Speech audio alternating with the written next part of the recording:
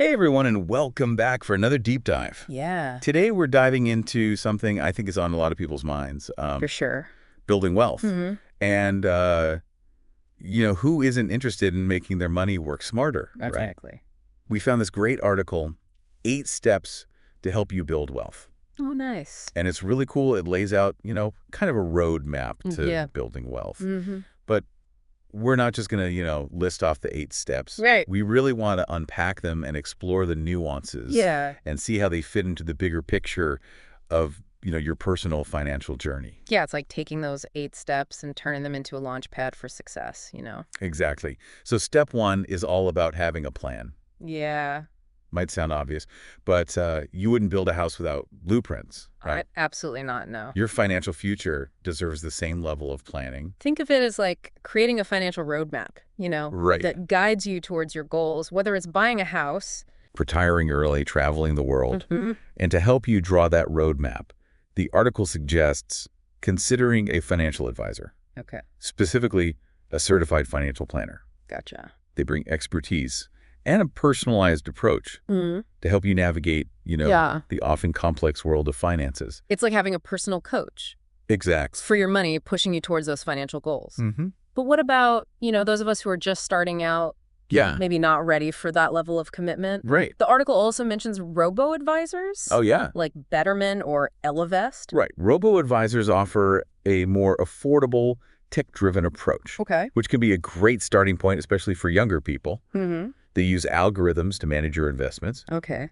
And some even offer access to human advisors if you need that extra layer of guidance. So it's kind of like choosing between a personal trainer and a high-tech fitness app, right? That's a great way to put it. Both can help you get in shape, but they cater to different needs and budgets. Yeah, what's fascinating is how this choice really reflects your level of comfort with technology and your desire for personalized guidance. Okay, step 2 is about budgeting. Budgeting. I know. I know. It's not the most glamorous topic. Yeah, but it's the foundation for everything else. Yeah.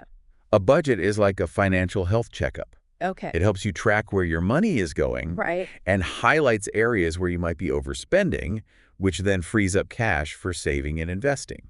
So it's not about restricting yourself. It's about empowering yourself to make conscious choices. Exactly. Aligning your spending with your values and goals. Yeah. Yeah. Speaking of unexpected expenses, step 3 tackles emergency funds. Oh, emergency funds. Important. So imagine this. Your furnace goes kaput in the middle of winter. Or your car decides to take an unscheduled vacation. Yeah, relying on credit cards for those surprises can lead to a mountain of high-interest debt. Right. Financial advisor Lori Gross, who's quoted in the article, points out that an emergency fund acts as a buffer, Okay. protecting your credit and giving you peace of mind. Mm-hmm. And here's an interesting twist. You can actually earn interest on that emergency fund Wow. by putting it in a high-yield savings account. So it's not just a safety net, it's a potential income generator. Yeah, exactly. Make your money work for you even when it's just sitting there. Exactly. All right, on to step 4, automation. Automation. We automate so much in our lives already. So much. Why not our finances? Right. Think about it. Automatic bill payments, streaming subscriptions, Yeah. even grocery deliveries. Mm-hmm. Why not apply the same principle to saving, investing, and even debt repayment? Right. Michael Morgan, a retirement planning expert, suggests automating deductions from your paycheck for each of your financial goals. Okay. This takes the guesswork and the temptation to spend out of the equation. It's like setting your financial goals on autopilot, Exactly. allowing you to focus on other things while your money grows in the background. But could that, set it and forget its mentality lead to complacency? Oh, that's a great question. Yeah.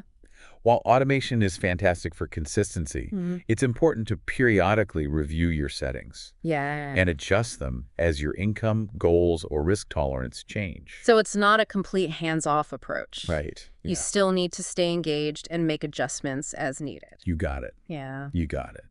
Welcome back to our deep dive on building wealth. I Yeah. hope you're ready to get a little more hands-on with these 8 steps. Absolutely. Let's unpack each step a little further Okay. and really kind of explore how we can put these concepts into action. Okay, great. Yeah. So we left off talking about automation. Right. What are your thoughts on the potential downsides? Well, I mean, I can see how too much automation Yeah. might lead to like a disconnect Mhm. from your finances, Yeah. right? It's like Yeah. having a self-driving car. Yeah. Convenient, sure, Mm-hmm. but you might not be as aware of like Right. the road you're traveling on. Yeah. That's a really insightful point. Yeah. Automation can be a powerful tool, Right. but it shouldn't replace financial awareness. Right. You still need to understand, where your money's going, Yeah. how it's being invested, Right. whether your strategy aligns with your goals. Right. Think of automation as like your co-pilot, not the sole pilot Gotcha. of your financial journey. Okay, so step 5 is about debt management, Debt management. which can be a little daunting for some people. Yeah, it's reality for a lot of people. Yeah. And the article mentions that the average American carries over $90,000 in debt. Wow. That's a lot. Yeah. But it's important to remember that not all debt is created equal. Right. There's good debt, Right. like a low-interest mortgage that helps you build equity. Yeah. And then there's bad debt, like high-interest credit cards Right. that can quickly spiral out of control. Exactly. The key is to manage debt strategically. Okay. The article highlights 2 popular methods, Okay. the snowball and avalanche methods. Mm-hmm. The snowball method focuses on paying off the smallest debts first, Okay. regardless of interest rate. Okay. This creates a sense of momentum, Gotcha. motivation, as you see those debts disappear.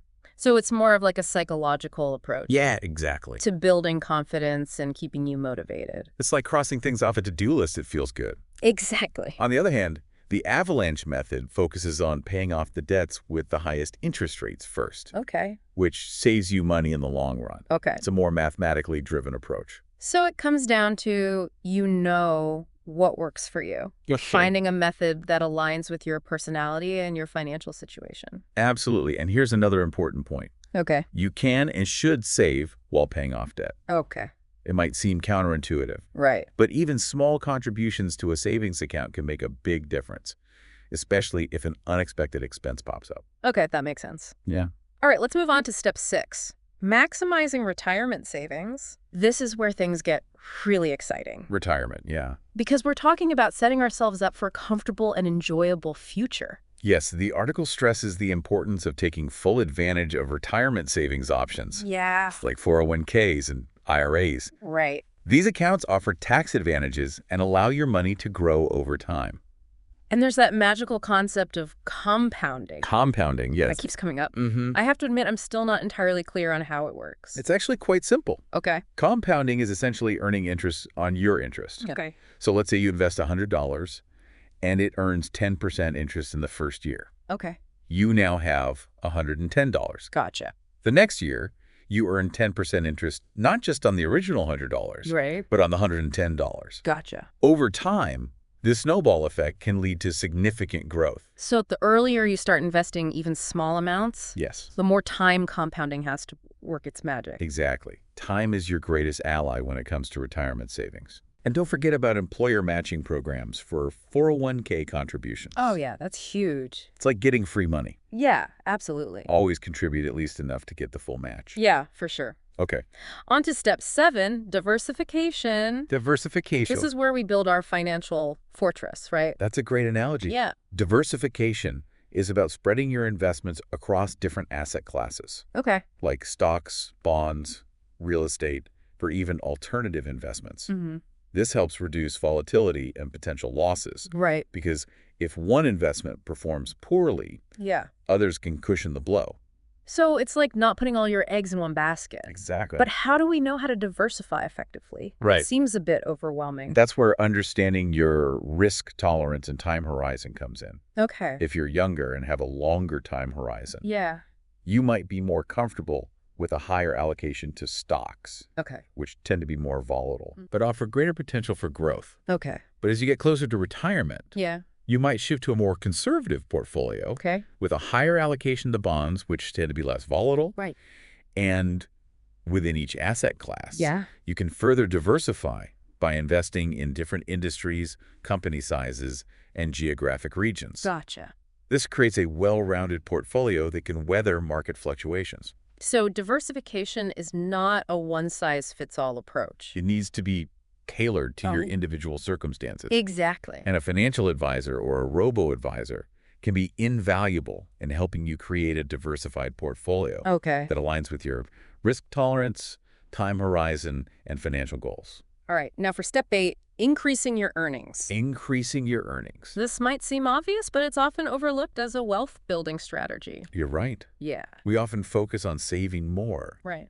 but earning more can be just as powerful, Right. if not more so. It's about expanding your income potential, whether it's through, negotiating a raise, taking on more responsibilities at work, Right. developing new skills, or even starting a side hustle. Yeah, absolutely. Yeah. The article even suggests saving at least half of every raise you get. Oh, wow. This way you can enjoy the benefits of your increased income Yeah. while also accelerating your progress towards your financial goals. It's like having your cake and eating it too. Exactly. So we've taken, a deeper dive into each of these 8 steps, Yeah. exploring strategies and actionable tips. Yeah. But before we wrap up this part of our deep dive, Okay. I want to touch on a crucial point that really resonated with me. Okay. The importance of patience and consistency. That's such a valuable point. Yeah. Building wealth is a marathon, not a sprint. Right. It takes time, effort, and discipline. Yeah. There will be market fluctuations, unexpected expenses, and moments of doubt. Right. But the key is to stay focused on your goals. Stick to your plan. And remember that every step you take, no matter how small, Brings you closer to your financial dreams. we've covered a lot of ground today. We have. And I want to pause here and ask you, our listener, a question. Okay. Which of these 8 steps resonates most with you and why? Yeah. What challenges or opportunities do you see within these steps as you consider your own financial journey? Welcome back to the final part of our deep dive into building wealth. Yeah. We've explored the 8 key steps. We sure have. We've unpacked, specific strategies. Right. And now it's time to kind of connect the dots and see Yeah. how it all comes together. That's right. We've covered a lot of ground. Yeah. From crafting a financial plan to boosting your earning power. But how can our listeners, take this information and turn it into a blueprint for their own financial success? Exactly. It's one thing to understand the concepts, Right. but it's another thing entirely to put them into practice. Absolutely. Building wealth is a journey, not a destination. Right. It's about making consistent progress over time. Not chasing get-rich-quick schemes. Right. It's like building a house brick by brick.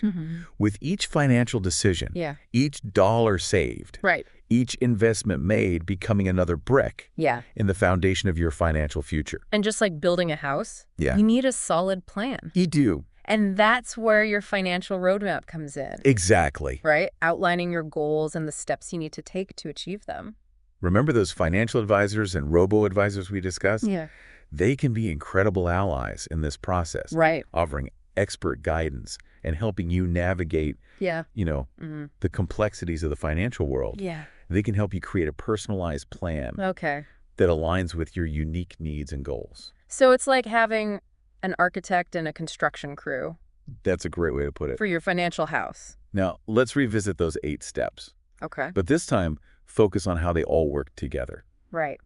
synergistically to Yeah. create a powerful wealth-building engine. It's like taking those individual ingredients Well- and creating like a delicious, multi-layered financial cake. I like that analogy. Yeah. Each layer complements the others. Right. For example, a well-crafted budget Mm-hmm. frees up money to save and invest. Exactly. Your emergency fund acts as a safety net, Right. keeping you on track even when unexpected expenses arise. Yeah. Automating your finances makes saving and investing consistent and effortless. Mm-hmm. Managing debt strategically reduces financial stress Yeah. and frees up more cash flow to invest. Right.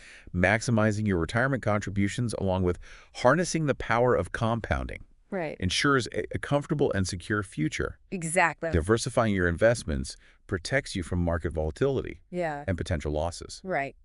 And finally, continually seeking ways to increase your earnings Mm-hmm. accelerates your wealth-building journey. It's like a well-choreographed dance, Exactly. with each step flowing seamlessly into the next. Precisely. And remember, Yeah. you are the choreographer of this dance, Mm-hmm. guiding your financial journey towards your desired outcome. Now, as we wrap up this deep dive, Yes. we want to leave you with one final Okay. thought-provoking question to ponder. Okay. We've discussed 8 key steps, Yes. various strategies, and the importance of consistent action. Absolutely. But the most crucial question is this. What specific steps will you take, starting today, to shape your financial future and bring your financial aspirations to life? That's it for this deep dive into building wealth. Hope you enjoyed it. We hope you found it insightful, motivating, and empowering. Yes. Remember, building wealth is a journey. It is. And every step you take, no matter how small, moves you closer to your financial goals. Absolutely. Until next time, keep learning, keep growing, and keep striving for financial success.